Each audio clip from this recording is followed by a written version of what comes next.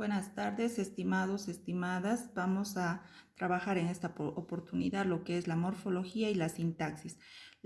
Vamos a hablar acerca de la morfología, que habla de la parte más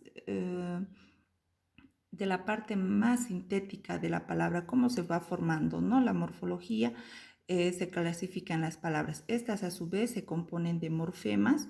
Los morfemas a su vez se clasifican en morfema lexical, que es la parte, la raíz de una palabra, el morfema derivativo y el morfema gramatical. En el morfema gramatical me va a indicar si es masculino, si es femenino, si es singular, si es plural. Esto va relacionado con las categorías gramaticales, ¿no? Y estos morfemas son unidades lingüísticas mínimas que tienen significado. Como les decía, esta unidad mínima, por ejemplo, me va a indicar que niñito está en masculino, ¿no? Entonces ya tiene un significado. Vamos a ir a hablar de las categorías gramaticales. En las categorías gramaticales tenemos lo que es el nombre. El nombre es una de las partes variables de la oración y se llama también nombre o sustantivo. Entre estos pueden haber el nombre común, que se designa a todos los seres de una misma clase. Puede ser mujer, aldea, puerta, puede ser árboles. Y el nombre propio, que esa mujer se llame Lucía, o un perrito que se llame Sasha, digamos, ¿no? O una perrita que se llame Sasha, perdón. Luego tenemos, por su formación, los nombres pueden ser primitivos, pueden ser derivados de otras lenguas, pueden ser simples, el nombre de un objeto como mesa, y pueden ser compuestos como sobremesa, que se está poniendo una palabra simple con otras voces, ¿no? Luego tenemos los nombres que pueden ser concretos, lo que se puede tocar, los abstractos, los que no se pueden tocar, los colectivos, que se refiere a un grupo de seres o de animales, los partitivos, que indican una parte, los múltiplos, que indican las veces, por ejemplo, múltiplos, podemos hablar de doble, triple. Entre los aumentativos, indicar que una cosa es muy grande, por ejemplo, mujerona, y entre los diminutivos, algo pequeñito, ¿no? Perrito, digamos. En despectivo, una palabra que va a indicar, o un sustantivo que va a indicar desprecio, ¿no? Por ejemplo, gentuza. Entonces, eso es lo que se refiere al nombre. Ahora vamos a hablar de los nombres también en su sentido de género. El género del nombre puede ser masculino o femenino. El número del nombre puede ser singular, puede ser plural. Luego tenemos los casos gramaticales y aquí tenemos el adjetivo. Entre el adjetivo podemos decir que es una parte variable de la oración y usa para calificar al nombre o sustantivo o para determinar su extensión, ¿no? Entonces, entre los adjetivos calificativos, tenemos adjetivos calificativos y adjetivos determinativos. Los calificativos tenemos el primitivo, tenemos el derivado, tenemos el simple, el compuesto, el parasintético. Y entre los adjetivos determinativos que determinan la extensión en la que se toma el nombre pueden ser posesivos, de posesión, mi, tú, sus, demostrativo, esta, de numeral, puede ser 1, 2, 3, de cardinal, primero, segundo, ordinal, también primero, segundo, los partitivos que indican división, los múltiplos, doble, triple, los indefinidos que pueden no especificar un final, ¿no? Algún, cualquiera, y los interrogativos. Luego tenemos el artículo. En el artículo están los artículos el, la, los, las, que está en singular y en plural. También tenemos el pronombre. El pronombre pueden ser pronombres personales que designan a la persona que interviene en la oración. Puede ser yo, me, mí, conmigo. Los posesivos que dicen mío, mía, míos, tuyos, tuyas. Los demostrativos del lugar, ¿no? Este, esto, esta. Los indefinidos puede ser que denotan persona, cosa de modo vago, ¿no? Alguien, alguno, cualquiera. Los relativos que sirven para referirse a un nombre o pronombre. ¿Cuáles? ¿Quiénes? Podría ser, ¿no? Los interrogativos que se usa para preguntar, ¿no? ¿Cuál? ¿Cuántas? ¿Cuyo? ¿Cuyas? ¿Quiénes? Ahora vamos a hablar del verbo. Sabemos que el verbo es una de las partes variables de la oración y designa el estado del sujeto que realiza o que sufre, y también decimos que el verbo es una acción. Entonces, entre los verbos tenemos los regulares, los irregulares, los defectivos, los auxiliares, los unipersonales, los transitivos, los intransitivos, los reflexivos, los recíprocos, haciendo un análisis profundo, ¿no?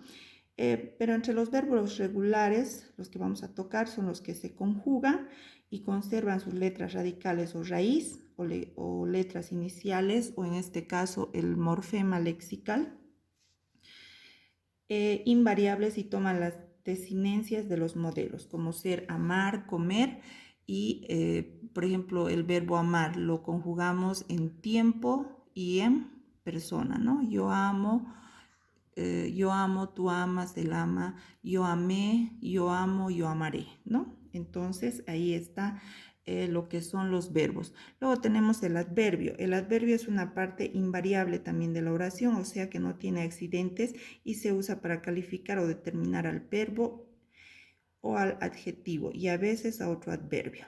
Entonces, este adverbio no va a sufrir cambios, ¿no? Puede ser adverbio del lugar, aquí, allá, de tiempo, puede ser hoy, ayer, mañana. De modo, puede ser bien, mal, despacio.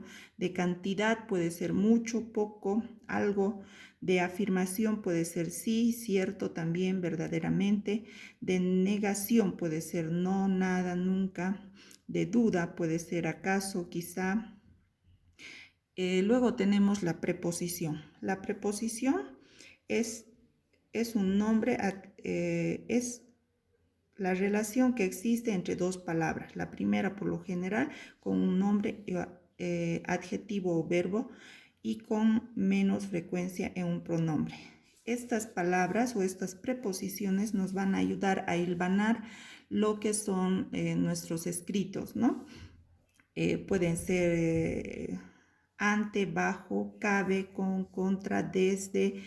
Estas serían las preposiciones propias, y las impropias podrían ser inhumano, infrarrojo, ultramoderno.